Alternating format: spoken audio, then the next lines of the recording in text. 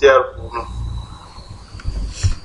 Voilà pourquoi, enfants de Dieu bien-aimés, en ce moment même où nous nous disposons à nous approcher de l'Éternel, il nous convient de croire d'abord qu'il existe. Il nous convient ensuite de ne pas oublier que c'est lui qui rémunère ceux qui le cherchent. Voilà pourquoi, en ce moment même, bien-aimés, où nous nous approchons de l'Éternel, il nous convient de s'approcher de lui pas en tâtonnant, avec une ferme assurance. Et nous ne nous approchons pas d'un Dieu qui écoute seulement, mais un Dieu qui voit. Nous ne nous approchons pas d'un Dieu qui voit seulement, mais d'un Dieu qui touche. Nous ne nous approchons pas d'un Dieu qui guérit seulement, mais de celui qui transforme aussi. Nous avions hier parlé de la volonté de Dieu en lisant le livre des Psaumes, le verset 34, chapitre 34, pardon.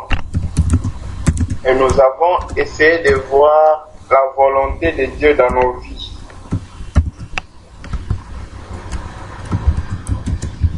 Et la volonté de Dieu dans nos vies, bien-aimés, elle est immense. Elle peut devenir particulière, mais à vrai dire, elle est la parole de Dieu. Ce que Dieu a dit de ce qu'il veut de nous, c'est ça sa volonté. Alors, nous voulons encore aujourd'hui y revenir pour finir la portion qu'on avait commencée hier. Nous nous étions hier arrêtés au verset 9 ou 10. Verset 9. Sentez et voyez combien l'Éternel est bon. Heureux l'homme cherche en lui son refuge. Heureux l'homme. La Bible n'appelle pas heureux tout homme. Mais ici dans le livre des Psaumes chapitre 34, la parole nous dit que l'homme qui cherche en Dieu son refuge, il est déjà heureux. Remarquons la séquence du verbe. Verbe chercher, ce n'est pas le verbe trouver. La Bible ne dit pas heureux l'homme qui a trouvé en lui son refuge. Elle dit seulement heureux l'homme qui cherche. Celui qui cherche, c'est celui qui n'a pas encore trouvé. On ne peut pas chercher si on a trouvé, frère. On cherche ce qu'on n'a pas trouvé. Ah, ça c'est le naturel même. Mais la divinité, frère, Dieu est le seul qu'on cherche que lorsqu'on l'a trouvé. Si tu n'as pas encore trouvé Dieu, tu ne peux pas le chercher. Voilà pourquoi les psalmistes et les sages ont dit: Seigneur, j'ai cherché après toi, j'ai goûté un peu de toi, voilà pourquoi je te cherche maintenant. Ah, Dieu, on commence à le poursuivre quand on l'a découvert. Voilà pourquoi vous allez voir la poursuite de Paul poursuivant Dieu a commencé ce jour-là à Damas. Il voulait maintenant acquérir Dieu. Il voulait toucher Dieu. Il voulait capturer Dieu. Il voulait faire de Dieu sa possession à lui. Oh, ici, bien aimé, on nous dit, sentez, voyez combien l'Éternel est bon. Heureux. Et l'homme qui cherche en Dieu son refuge.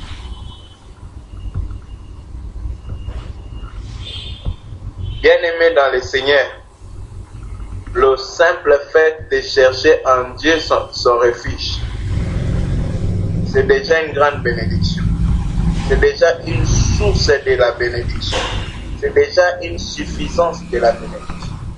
Dieu ne cherche pas à bénir l'homme qui a trouvé Dieu d'abord. Et l'homme ne fût que qui cherche Dieu. Parce que celui qui trouve Dieu a fini avec tous ses problèmes terrestres. Il n'a qu'un problème éternel. Son problème, c'est tout ce qui est lié à l'éternité que lui n'expérimente pas encore. Par exemple, la maladie. L'éternité, il n'y aura pas de maladie là-bas. Alors, quand moi j'expérimente encore la maladie, je dois me poser la question. Parce qu'un corps éternel ne connaît pas la maladie. Un corps éternel ne connaît pas la mort. Un corps éternel bien-aimé est un corps éternel, ce n'est pas un corps temporaire. Voici des choses qui devaient nous inquiéter. Mais aujourd'hui, bien-aimé, tellement la corruption de l'être humain a atteint des niveaux étranges, ce n'est plus cela qui est notre préoccupation ou notre doute.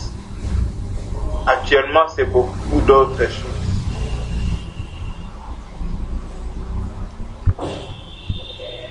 Pour la simple raison que nos cœurs se sont suffisamment détournés de Dieu. Bien-aimés, l'important pour nous, c'est d'entendre cette vérité-là, que nos cœurs se sont détournés de Dieu suffisamment. C'est ainsi qu'on ne voit plus Dieu comme on aurait pu le voir. C'est ainsi qu'on ne l'aperçoit plus comme on pouvait l'apercevoir.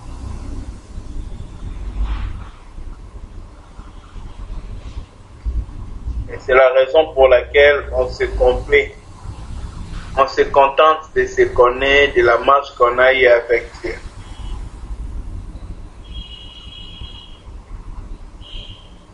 Continuons.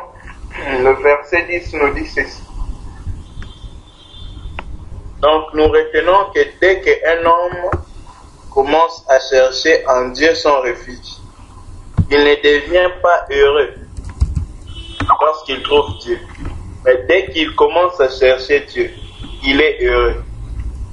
Vous allez comprendre pourquoi la finalité du fils prodigue était bonne. Parce qu'il arriva un temps dans sa vie où il a dit « Oui, je me lèverai et j'irai ». C'était ça, bien-aimé, le début. C'était ça le commencement du bonheur. C'était là l'exaucement. Quand il a dit « Je me lèverai et j'irai », quand il a pris cette résolution de chercher le Père, dès que le Père a vu cette résolution en lui, le Père l'a cherché. Le Père s'est rendu disponible. Le Père retenait, bien aimé, qu'il n'était pas un homme oisif. Le Père était quelqu'un riche. Nous connaissons les hommes riches. Le temps est précieux pour eux, ils ont toujours à faire. Alors le Père, dès que l'enfant revenait,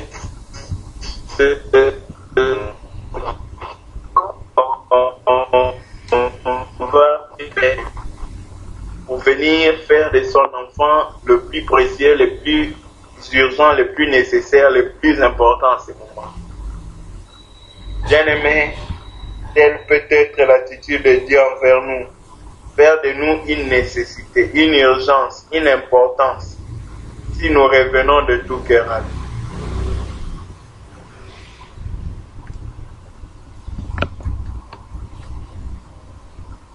Craignez l'Éternel, vous ses saints, car rien ne manque à ceux qui le craignent. Le Père nous interpelle, là nous sommes au verset 10, à craindre l'Éternel. Et il n'interpelle pas tout le monde, remarquons cela. Parce que la Bible dit, prenez un insensé, mettez-le dans le mortier pilé, il n'en sort que de l'insensé. Mais au sein, Dieu parle et déclare ceci. Craignons l'Éternel, nous ses saints.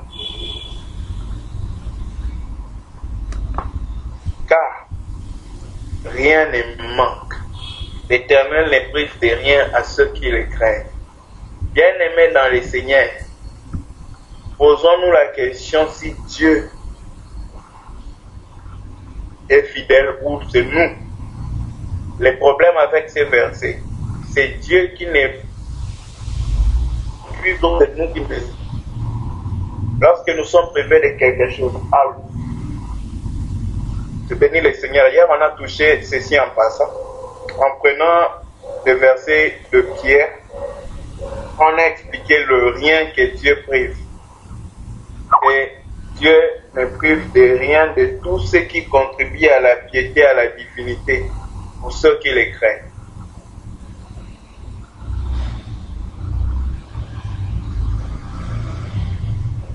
Au verset 11, il est écrit: les lionceaux et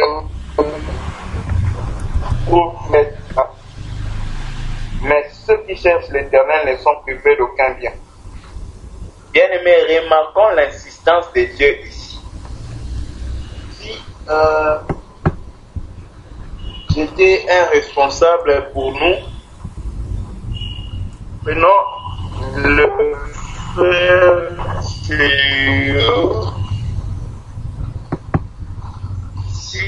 il nous parle et il a répété, c'est sur quoi il a insisté. Pourquoi nous allons tirer attention, prêter attention à cela? Parce que on n'insiste pas toutes nos paroles, mais on insiste sur la parole précieuse et importante. Alors, la grosse question serait pour quelle est l'importance qu'il attribue à cette parole? Pourquoi il est en train de mettre des amplifications sur ces points, sur ces sujets? C'est ce que nous devions nous poser la question ici pour ce que David est en train de dire. Il dit: craignez l'Éternel, car rien ne manque à ceux qui les craignent. Il précise que rien ne manque à ceux qui craignent Dieu. Pas à ceux qui prient Dieu, mais à ceux qui craignent Dieu. Craindre Dieu, bien-aimé, ce n'est pas faire une prière. Faire une prière peut être synonyme d'avoir besoin de Dieu. Faire une prière peut être synonyme, bien-aimé, d'attendre quelque chose de Dieu. Mais cela ne veut pas dire qu'on craint Dieu. Craindre Dieu n'a rien à voir avec la prière. Et craindre Dieu a quelque chose à voir avec notre attitude envers Dieu. Parce que Dieu est partout. Parce que Dieu voit tout. Mon attitude même envers les hommes indique qui je pense que Dieu est. Parce que très souvent nous nous trompons, nous avons l'impression que Dieu nous voit à l'église. Non, les yeux de Dieu ne sont pas limités à l'église. Dieu nous voit à la cité. Dieu nous voit dans la Jeep. Dieu nous voit, bien-aimés, dans les autos. Dieu nous voit dans les taxis. Dieu nous voit à la maison, au boulot, partout. Il n'y a pas un endroit où ses yeux sont fermés. De la même manière, bien-aimés dans le Seigneur,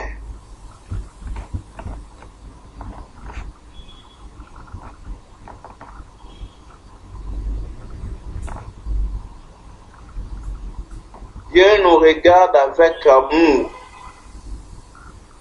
Voilà pourquoi il regarde des fois, il ne nous insiste pas pour nous corriger. Mais ici, on nous dit,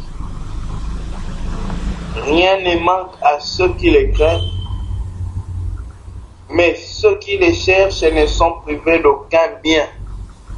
Mon problème, c'est pourquoi la répétition, l'insistance, c'est que Dieu met en évidence une chose, c'est qu'à chaque fois que nous cherchons l'Éternel, pour ceux qui les craignent, bien-aimés, nous ne serons privés d'aucun bien si nous les craignons et nous les cherchons. Il parle de ceux qui ne sont point privés de ce qu'il lui demande. Il dit premièrement, ceux qui le craignent, ensuite ceux qui le cherchent. Bien-aimés, sommes-nous dans cette catégorie? Sommes-nous dans l'une des catégories ou dans ces catégories? Dans les deux catégories. Les craindre d'abord, ensuite le chercher. Il n'a pas dit ceux qui cherchent quelque chose auprès de lui.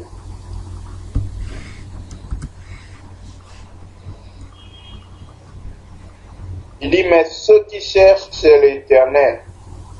Mais ceux qui cherchent l'Éternel. Pas ceux qui cherchent le bien auprès de l'Éternel sont privés d'aucun bien. Ça, ce n'est pas ce que la Bible déclare. Mais ceux qui cherchent Dieu, ils vont vers Dieu pour obtenir Dieu. Ils ne vont pas vers Dieu pour obtenir quelque chose de Dieu.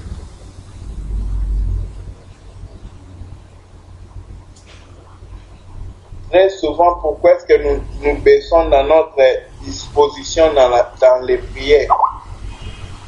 Très souvent, c'est parce que nous cherchions quelque chose dans le passé auprès de Dieu.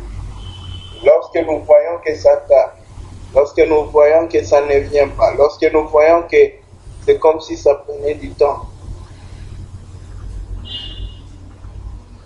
notre recherche de Dieu diminue.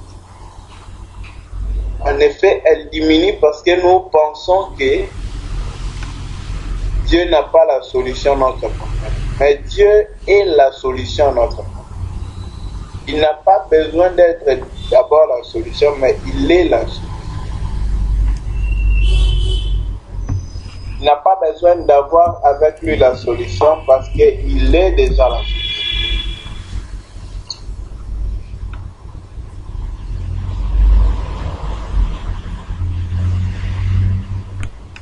Verset 12. Venez mes fils, écoutez-moi. Je vous enseignerai la crainte de l'Éternel. Bien-aimés dans le Seigneur, voici ici un homme dont, jusqu'à la fin de sa vie, Dieu va déclarer que c'est un homme parfait, sauf en une seule chose, il a aimé la femme d'Uri. Voilà un homme dont la parole déclare qu'il ne fit trouver en lui aucun mal, excepté qu'il a pris la femme d'Uri et a envoyé Uri au front pour sa mort.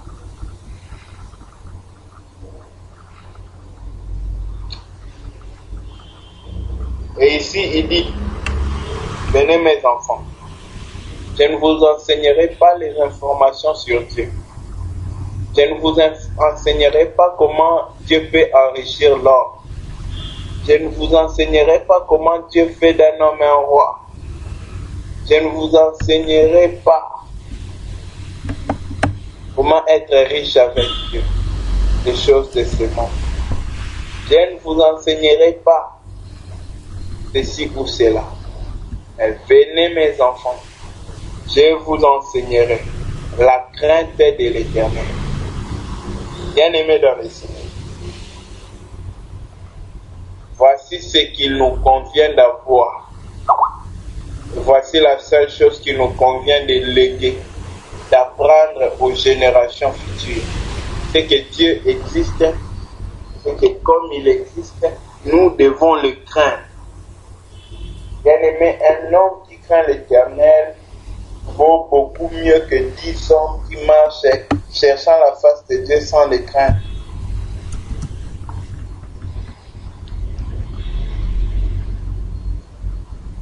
C'est là où Daniel se démarque de ses frères. Les 3 compagnons de Daniel étaient aussi des gens qui connaissaient quand même qu'il existait un Dieu.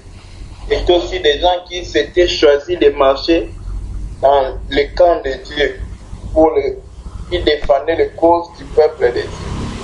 Et bien aimés, eux-mêmes, ils ne pouvaient pas se démarquer pour Dieu. Il fallait qu'il y ait un Daniel pour que eux aussi se démarquent.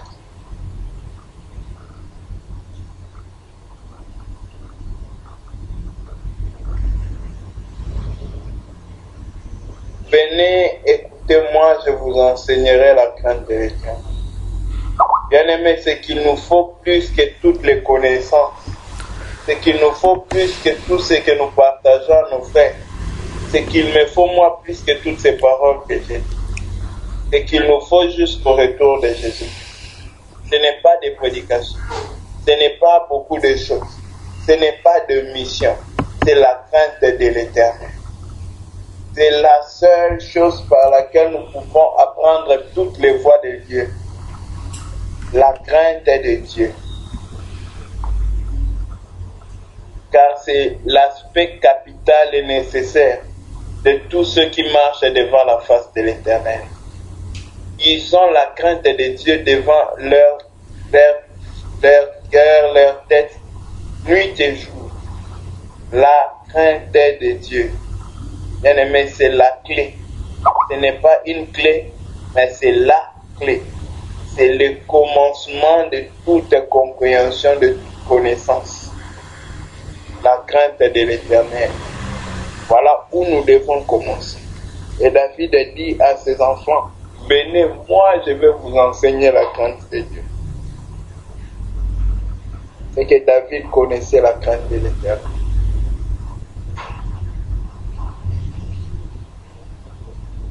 Voilà pourquoi il pouvait enseigner la crainte de l'Éternel.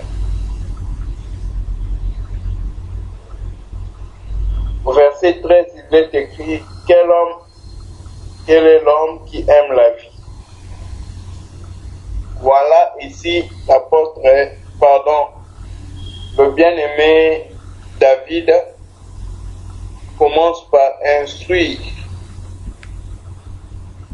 Il commence à instruire sur ce qu'est la crainte de l'Éternel.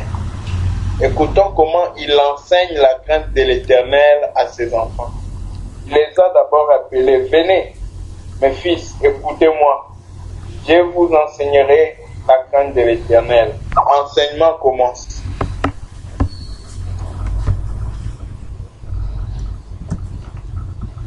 Quel est l'homme qui aime la vie? Qui désire la prolonger pour jouir du bonheur?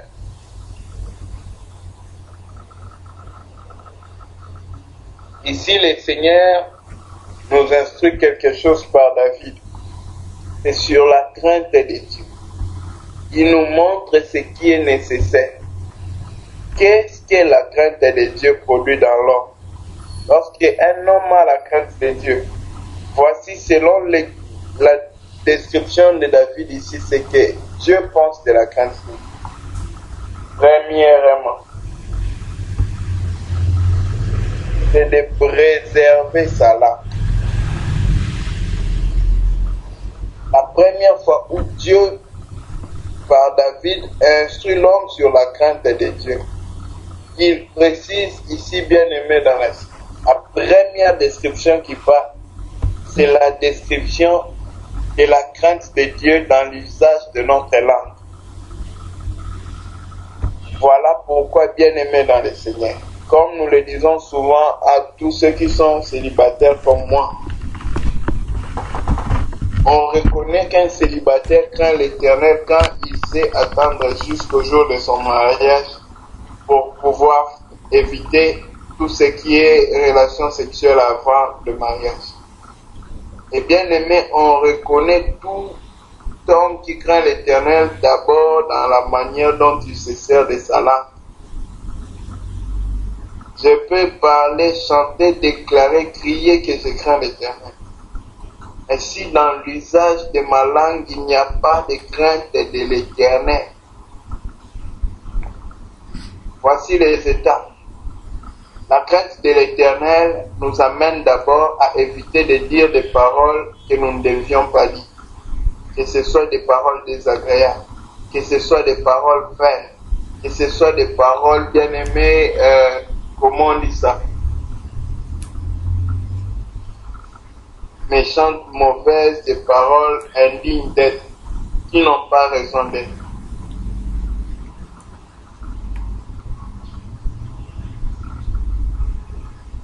La crainte de Dieu doit quitter ce niveau-là de négatif pour nous amener d'abord au niveau bien-aimé 0.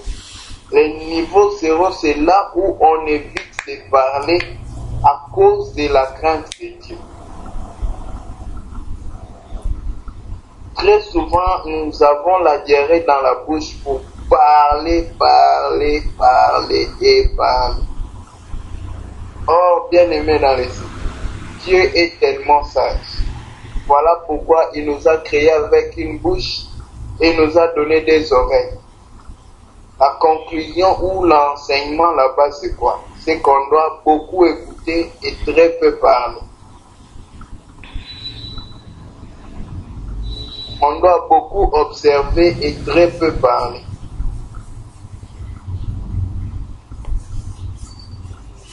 Voici l'une des clés de la sagesse. Moins parler et beaucoup écouter, beaucoup observer. C'est dans l'observation, dans l'écoute qu'on va acquérir la sagesse.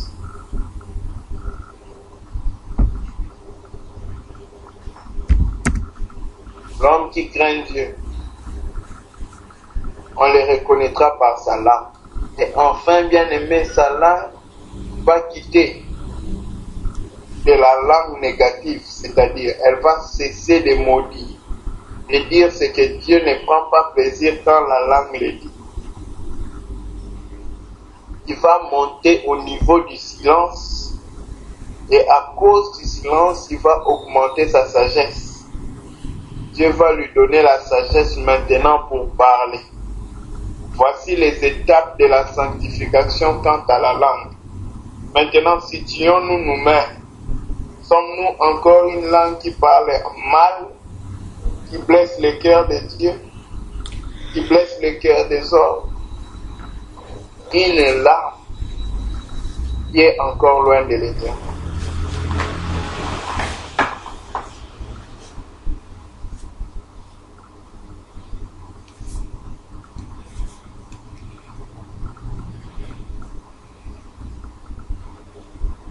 Où sommes-nous devenus une langue silencieuse? Une langue qui sent qu'elle n'a rien de bon. Si elle veut parler, elle va dire le mal.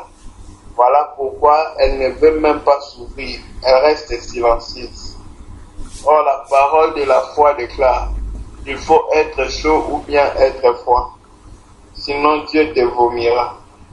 Bien-aimé, la volonté parfaite de Dieu pour tout un chacun de nous ici, ce n'est pas une langue silencieuse. Ça peut être un parcours pour un temps. Parce que Dieu veut épuiser les paroles négatives de ta bouche et veut remplir ta bouche de paroles vivifiantes.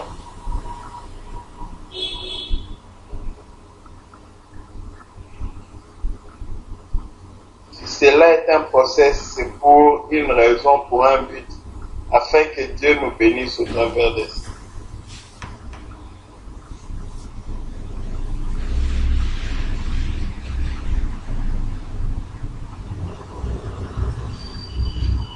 Quel est l'homme qui aime la vie, qui désire prolonger pour jouir ses jours pour jouir du bonheur? Il préserve sa langue du mal et ses lèvres des paroles trompeuses.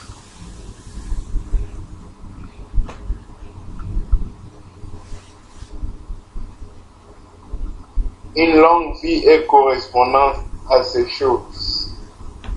Voilà pourquoi dès qu'un homme veut vivre une longue vie, il doit rapidement fixer ces choses dans sa vie. Sa langue.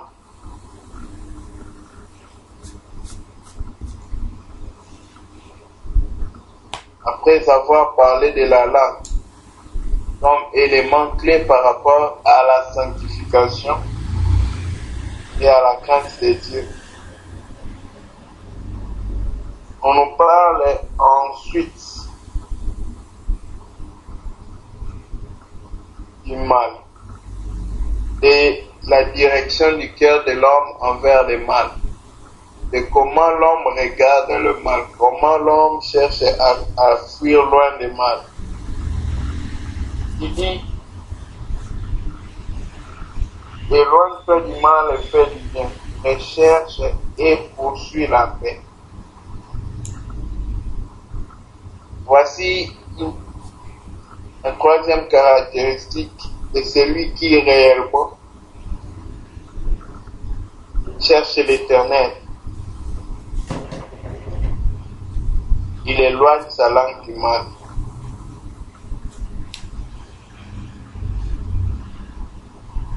Il ne s'arrête pas là. En dehors de s'éloigner du mal, il fait une chose de plus.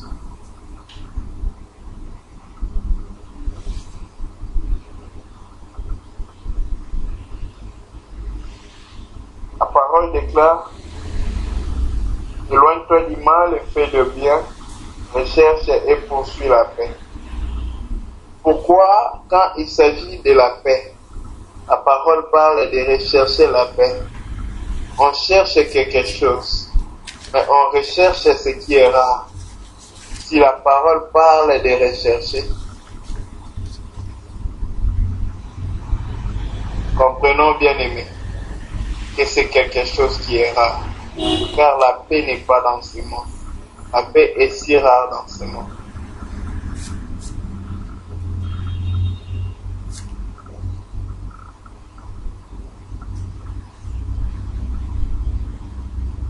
Éloigne-toi du mal et fais le bien. Recherche et poursuis la paix. Les yeux de l'Éternel sont justes, ses oreilles sont attentives à leur vie.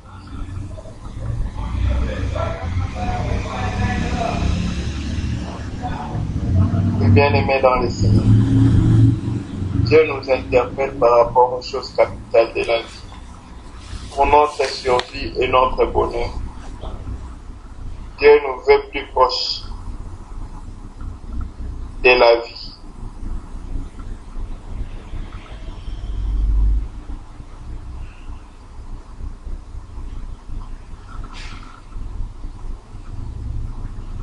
Il précise: les yeux de l'Éternel sont sur les justes, et ses oreilles sont attentives à leur. Ah, Dieu écoute tout le monde, les méchants et les bons.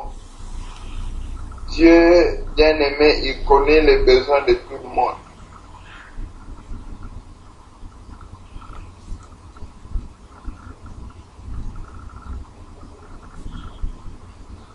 Que le Seigneur nous aide, que le Seigneur nous instruise et nous fraye un chemin. Car, bien-aimé, nous avons tant besoin de ces choses. Il dit: l'Éternel tourne sa face contre les méchants pour retrancher de la terre leurs souvenirs. Quand les justes crient, l'Éternel entend et il les délivre de toute leur détresse.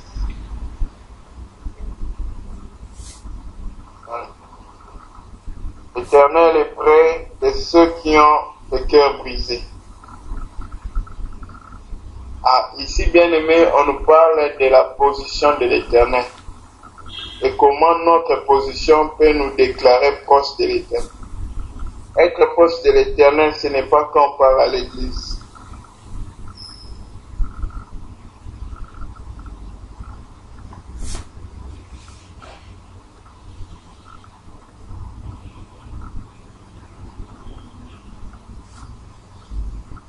Il sauve celui qui a l'esprit dans l'abattement. L'Éternel est près de ceux qui ont le cœur. Voici ce que l'Éternel nous interpelle et nous dit aujourd'hui.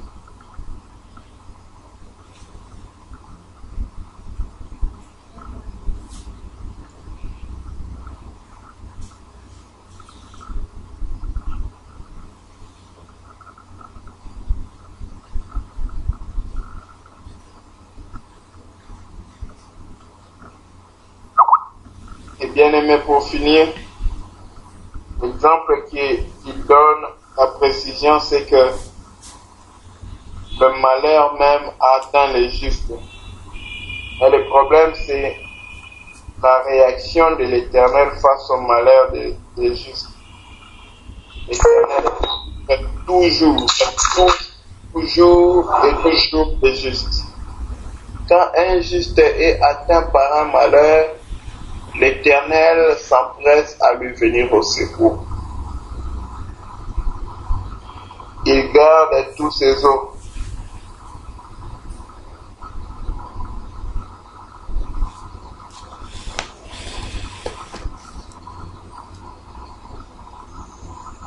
Nous allons devoir nous arrêter là pour ce soir.